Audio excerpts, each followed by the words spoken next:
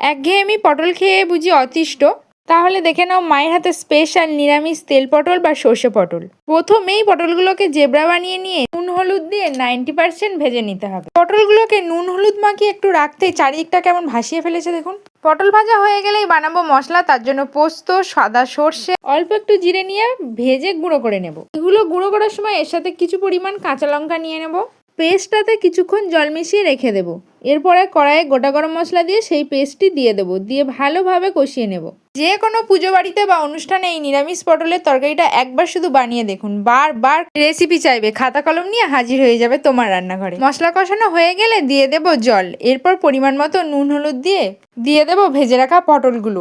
বেশ কিছুক্ষণ রান্না করার পরে এইরকম তেল ছাড়তে শুরু করলে ওপর থেকে কসুরি মেথি একটু হাতে ঘষে ছড়িয়ে দেব। ব্যাস, আপনি তো দেখি হুবাহু কপি করে ফেলেছেন। এবার কমেন্ট করে বলুন দেখি খেতে কেমন হলো। যাওয়ার আগে অবশ্যই মনে করে থামস আপ দিয়ে যাবেন।